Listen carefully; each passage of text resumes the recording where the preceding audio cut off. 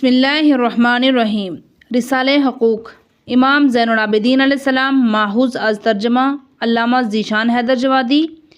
انتخاب و پیشکش سید حمید الحسن زیدی۔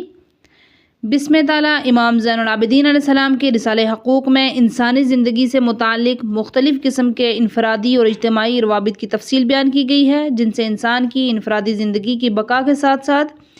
اس کے سماج اور معاشرے کی اجتماعی سلامتی نیز انسان کی انفرادی زندگی کی ضمانت بھی ہوتی ہے۔ یہ تفصیلات دوسری تمام موجودات کے ساتھ انسان کے رابطے کو ایک معین قانون کے تحت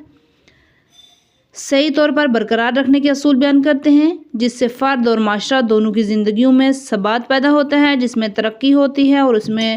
روز بروز رونق پیدا ہوتی ہے۔ امام علیہ السلام نے اپنے علم اور حکمت کے ذریعے انسانی زندگی پر انتہائی دقیق، گہری اور جامع نظر ڈالی ہے اور زندگی کے مختلف شعبوں کا بھرپور جائزہ لیا ہے۔ آپ نے اپنے خالق، خود اپنی ذات، اپنے خاندان، اپنے سماج، اپنی حکومت، اپنے کو تعلیم دینے والوں کے ساتھ اس کے مختلف قسم کے روابط کو مکمل طور پر نظر میں رکھا ہے اور اس کی زندگی سے متعلق ان تمام چیزوں پر توجہ دی ہے جن کا اس سے ذرا بھی تعلق ہے۔ آپ کے ذریعے بیان کیے تمام روابط اور حقوق پر نظر ڈالنے کے بعد یہ کہا جا سکتا ہے کہ انسانی زندگی سے متعلق اجتماعی روابط کو اس انداز میں منظم طریقے سے تمام حقوق کی صورت میں بیان کیا جانا اسلام کے اجتماعی نظام حکومت کی تشکیل کی راہ میں پہلا قدم اور اس عظیم منصوبے کو عملی جامہ پہنانے کا پہلا زینہ ہے۔ حقوق کی یہ تفصیل شریعت اسلام کے تمام عقلی قانون پر مبنی ہے۔ جو شخص اس رسالہ حقوق پر گہری نظر ڈالے اور دقت کے ساتھ اس کا مطالعہ کرے،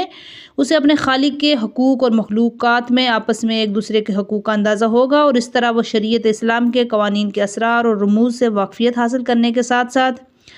انسان کی فردی اور اجتماعی زندگی کو منظم کرنے کے لیے شریعت اسلامی کے احکام اور اس کی وجوہات سے بھی واقف ہو جائے، اور پھر کسی بھی حکم شریعت کے متعلق اس کے ذہن میں یہ بیجا خیال نہیں آئے گا کہ شریعت اسلام میں یہ قانون پایا حکم کیوں پایا جاتا ہے۔ جب تک آپسی حقوق کے اس منظم سلسلے کو مکمل طور پر عملی جامہ نہ پہنایا جائے، سماج و معاشرہ، اقتصاد اور ادارہ جات میں کہیں بھی ذرا برابر عدالت قائم نہیں ہو سکتی۔ یہ عدالت صرف اسی وقت قائم ہو سکتی ہے جب مذکورہ تمام امور میں انہیں نظام حقوق کی بنیاد پر احکام اور قوانین وضع کیے جائیں، اور جہاں ہمیں علم ہے اس نظام حقوق کی تشکیل میں پوری دنیا اسلام بلکہ پوری دنیا انسانیت کے ساتھ علماء، دانشور اور سارے قانون دانوں پر امام زین العابدین علیہ السلام کو سبقت حاصل ہے، اور آپ سے پہلے کسی نے بھی کوئی ایسا جامع پروگرام پیش نہیں کیا جس پر اخلاقی، تربیتی اور سماجی اصول و قوانین کی بنیاد رکھی جائے۔ امام زین العابدین علیہ السلام نے اس عظیم رسالے کی تحریر فرما کر اسے اپنے بعض اصحاب کو عطا فرمایا، جس کے بارے میں عالم کثیر ثقل الاسلام ثابت ابن ابی صفیہ نے روایت فرمائی کہ جو ابو حمزہ صمالی کے نام سے مشہور ہے، آپ امام زین العابدین علیہ السلام کے خاص شاگرد تھے۔ اس رسالہ حقوق کو شیخ صدوق نے اپنی اسناد کے ساتھ اپنی کتاب حصال میں ابو حمزہ صمالی سے نقل کیا ہے، اور ثقل الاسلام کلینی نے اس عطیے کو اپنی گراں قدر کتاب کافی میں نقل کیا۔ حسن ابن ابی حسین ابی شعبہ حرانی نے تحف العقول میں اس عظیم رسالہ حقوق کو ذکر فرمایا، جو احادیث شریفہ کے قدیم معتبر منابع میں شمار کی جاتی ہے۔ امام علیہ السلام حقوق کی تفصیل بیان کرنے سے پہلے اس بات کی طرف اشارہ فرماتے ہیں کہ اس دنیا میں انسان کے اوپر زندگی کے ہر شعبہ میں کچھ نہ کچھ حقوق عائد ہیں، اور ان حقوق کی چار دیواری میں چاروں طرف سے گھیرا ہے، جن سے آگاہی حاصل کرنا ہر انسان کی ذمہ داری ہے۔ پھر اس کے بعد انسان کے اوپر عائد ہونے والی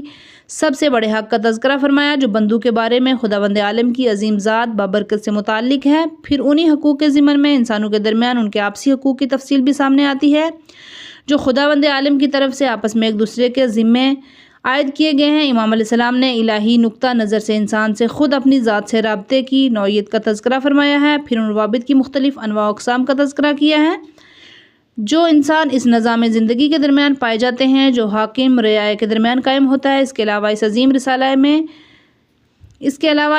رسالے میں احکام و رعایا کے درمیان روابط کی اس تفصیل کے ساتھ ساتھ دنیا کے مختلف قسم کے رہنماؤں، پیشواؤں، ان کے احکام کی پابندی کرنے والوں، نیز ان کے مختلف مراتب کا تذکرہ ہے۔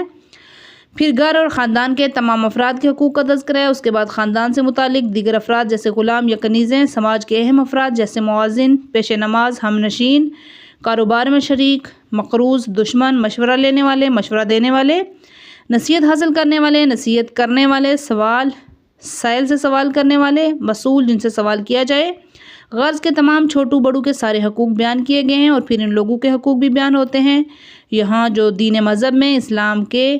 ساتھ مشترک ہیں، اور پھر ان لوگوں کے حقوق بھی بیان ہوتے ہیں یہاں جو دین مذہب میں انسان کے ساتھ مشترک ہیں، یعنی ایک دین کے ماننے والے صرف انسانیت میں مشترک ہیں، اس کے علاوہ ان سے تمہارا کوئی تعلق نہیں ہے۔ اس کے حقوق کی تفصیل بھی بیان کی گئی ہے۔ امام علیہ السلام کے ذریعے ذکر شدہ حقوق کی اس تفصیل میں اس نظام حکومت سے متعلق حقوق کا تذکرہ بھی ہے جس کو انسان ہم مذہب نہ ہوتے ہوئے ماننے پر مجبور ہے۔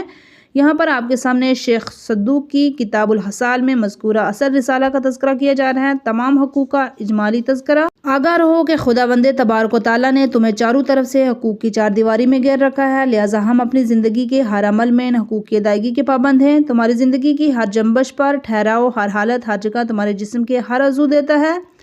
غرض کے دنیاوی اسباب و وسائل کا کوئی بھی وسیلہ یا اوزار ایسا نہیں جس کا تمہارے اوپر کچھ حق عائد نہ ہو۔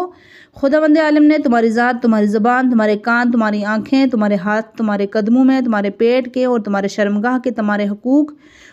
تمہارے اوپر عائد قرار کیے ہیں۔ خداوند عالم نے تمہاری ذات، تمہاری زبان، تمہارے کان، تمہاری آنکھیں، تمہارے ہاتھوں، تمہارے قدموں، تمہارے پیٹ کے اور تمہاری شرمگاہ کے تمہارے اوپر حقوق عائد کیے گئے ہیں۔ یہ وہ 7 اعضاء جو آ رہے ہیں جن سے تمام افعال سرزد ہوتے ہیں۔ پھر اس کے بعد خداوند تعالیٰ نے تمہارے اوپر تمہارے اعمال و افعال کے حقوق قرار دیے، مثلاً اس نے تمہارے ذمہ تمہاری نماز، تمہارے روزے، تمہارے صدقہ، تمہاری صدقات، تمہارے جملے افعال کا حق معین کیا ہے۔ پھر حقوق کا سلسلہ تمہاری ذات سے باہر نکل کر دوسرے ان افراد تک پہنچتا ہے جن کا تمہاری زندگی سے کوئی نہ کوئی تعلق ہوتا ہے، لہٰذا ان کا کوئی نہ کوئی حق تمہارے اوپر ضرور عائد ہوتا ہے۔ اس سلسلے میں خداوند تعالیٰ نے تمہارے ائمہ اور پیشواؤں کے حقوق کو تمہارے اوپر فرض کیا ہے، پھر رعایا کے حقوق بیان کیے ہیں۔ اس کے بعد رشتہ داروں کے حقوق کا تذکرہ ہے، پھر ان حقوق سے جو بعض حقوق دوسرے حقوق سے نکلتے ہیں ان کا ذکر ہے۔ رہنما پیشواؤں کے 3 حق ہیں، ایک حاکم و سلطان کا حق، ایک استاد کا حق، ایک مملوک کے سلسلے میں مالک کا حق۔ اسی طرح رعایا کے بھی 3 حق ہیں، ایک حق رعایا کا بادشاہ پر اور حاکم پر، ایک حق شاگرد کا استاد اور معلم پر۔ جاہل در حقیقت عالم کی رعایا ہے۔ اس کے بعد مملوک، غلام اور کنیز کا حق اپنے مالک آقا پر، چاہے وہ حق رشتہ ازواج کی صورت میں ہو یا کنیز پر تصرف کی صورت میں۔ رعایا کے حقوق کی تعداد بہت زیادہ ہے، یہاں تک کہ جتنے رشتہ دار، غربا اور اقربا کا سلسلہ تم تک پہنچتا ہے سب کا کچھ نہ کچھ حق تمہارے اوپر فرض کیا گیا ہے۔ جن مسبب سے پہلا اور ضروری حق ماں کا ہے، پھر اسے بعد باپ کا حق ہے، پھر بیٹے کا حق، پھر بھائی کا حق، اس کے بعد جتنا زیادہ قریب ہے اس کا اتنا زیادہ حق ہے، پھر احسان کرنے والے آقا کا حق، پھر اس مملوک اور ماتحت کا حق جو تمہاری نعمتیں اور احسان کا کامر و نمنت ہو، اس کے بعد تمہارے ساتھ نیکی کرنے والوں کا حق، پھر نماز کے لیے اذان دینے والے کا حق، اس کے بعد پیش نماز کا حق، ہم نشین کا حق، پڑوسی کا حق، ساتھی کا حق، کاروبار میں شریک کا حق، تمہارے مال کا حق، تم سے قرض لینے والے کا حق، تمہیں قرض دینے والے کا حق، دولت کا حق، تمہارے خلاف دعویٰ کرنے والے دشمن کا حق، تمہارے اس دشمن کا حق جس کے خلاف تم مدعی ہو، تم سے مشورہ لینے والے کا حق، تمہیں مشورہ دینے والے کا حق، تم سے نصیحت حاصل کرنے والوں کا حق، تمہیں نصیحت کرنے والے کا حق، تمہارے اوپر تم سے بڑے کا حق، تم سے چھوٹے کا حق، تم سے سوال کرنے والے کا حق جسے تم سوال کرو، اس کا حق جو فعل و قول سے عملاً یا سہواً تمہارے ساتھ برتاؤ کرے، اس کا حق تم پر، تمہاری قوم کا حق۔ اس کے بعد دیگر حقوق جو حالات و اسباب کی بنا پر بدلتے ہیں، خوشخبری ہے اس شخص کے لیے خداوند عالم اس حقوق کی ادائیگی پر جن کی مدد فرمائے، اس کے سلسلے میں اسے تو دقیق اور عزم و حوصلہ عطا فرمائے۔